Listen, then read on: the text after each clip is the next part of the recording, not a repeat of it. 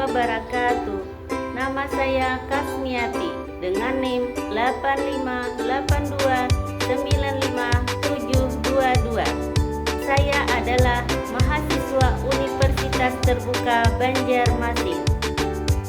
Pada kesempatan ini, saya akan menyampaikan video analisis di sebuah kelompok bermain atau KB guna memenuhi tugas analisis perkembangan PAUD dengan dosen Ibu Salasia SPD MPD. Laporan analisis perkembangan kognitif anak dalam kegiatan menggambar dan mewarnai di kelompok bermain Amanah Bunda, Desa Gunung Raya, Kecamatan Mantewe, Kabupaten